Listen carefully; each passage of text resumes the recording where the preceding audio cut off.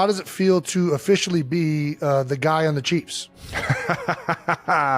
You mean karma? Karma, that's right. Yeah, no, I had no clue that, I might have had a little bit of a clue, but definitely when I heard it come out of her mouth, still shocked me. Jason Kelce is here for Taylor and Travis. While he admitted that the media attention has been a lot, he said, "I'm happy for my brother that he seems to be in a relationship that he's excited about, that he's genuine about." It all began with a single question, a playful nudge during an interview that spiraled into something far larger than either of them might have imagined. How does it feel to officially be the guy on the Chiefs that everyone is whispering about, not just for his plays on the field, but for the woman standing by his side, a woman whose name alone carries a tidal wave of attention?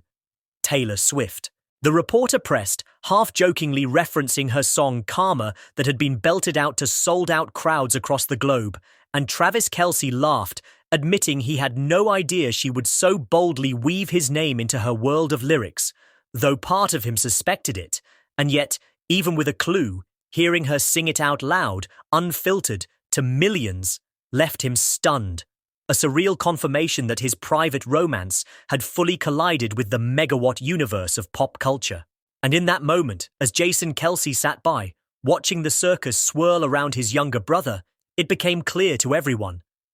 This was not just another headline fling. This was the merging of two universes, the NFL powerhouse and the reigning queen of music, and it was going to shake the culture to its core. Jason, ever the protective older brother, admitted the whirlwind had been overwhelming, confessing that while he is thrilled to see Travis glowing in love, there is another side to the fame that unsettles him, a side that feels invasive, relentless, even alarming, as paparazzi trail his brother to gas stations, dissecting mundane tasks like refueling his car as though they were state secrets. For Jason, who knows the intensity of football media but has never encountered the ferocity of pop stardom, this new level of scrutiny was beyond comprehension, a spotlight so blinding that it threatened to consume. And yet, he smiled through it, because above all, he could see how genuine Travis's joy was, how much this relationship meant to him, and he could not stand in the way of that happiness.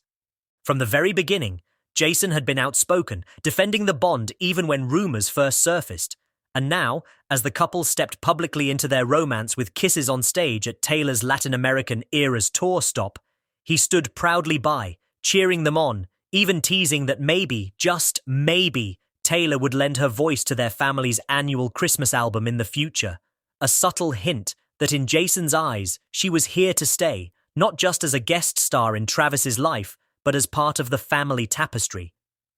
Travis himself, in rare moments of candor, began to unravel the secret threads of how this fairy tale had started, revealing that their story wasn't merely chance, but the result of an unnamed confidant, a quiet matchmaker in Taylor's inner circle, who nudged her to take notice after he famously tried and failed to hand her his number on a friendship bracelet during one of her concerts. At first, Taylor hadn't responded, a silence that could have ended things then and there, but the inside player planted seeds, whispering to her that this towering, charismatic tight end wasn't just a fanboy, but a man worth knowing. Eventually, Taylor reached out directly, playfully acknowledging that she knew exactly what had been going on behind the scenes, and Travis, exhilarated, accepted her message as the spark he had been waiting for. Their first real date in New York was not blind chaos, but a meeting grounded in weeks of late-night conversations, phone calls, and a gradual weaving together of worlds,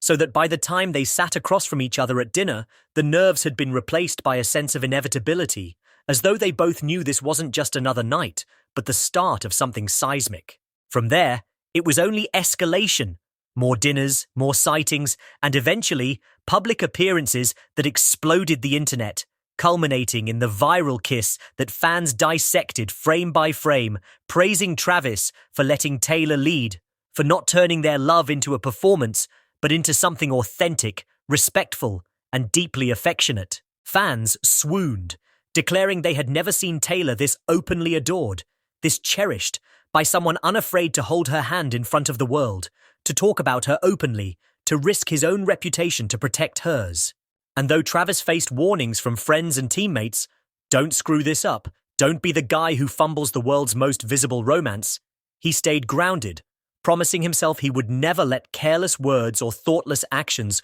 push her away.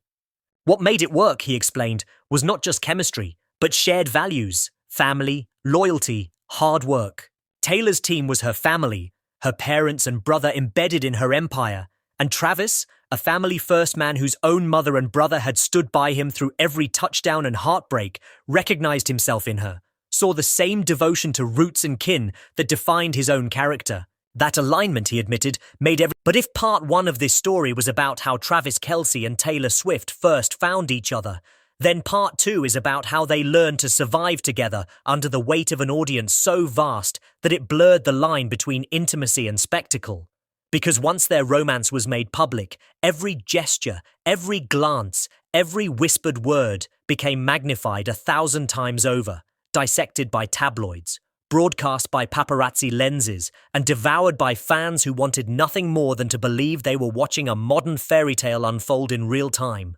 Travis, who had grown up in the shadow of Friday night lights and lived his adulthood under the roar of NFL stadiums, admitted that he had never encountered anything like this, that even his years as a Super Bowl champion could not prepare him for what it meant to be with a woman whose very footsteps on a sidewalk were newsworthy, whose flight landings were tracked like state visits, whose lyrics could send stock prices and cultural debates into a frenzy. And yet, he chose not to retreat from it, insisting that if she could endure the magnifying glass with grace and poise, then he had no right to act overwhelmed. He said bluntly that he had never dated anyone with that kind of aura, that he had never experienced paparazzi waiting outside of restaurants or lying in wait near his driveway, but instead of recoiling, he chose to lean into it, to remind himself daily that she had lived like this for more than a decade, and that the only thing he could do to honor her was to meet her courage with his own. And fans noticed. They saw how he carried himself beside her,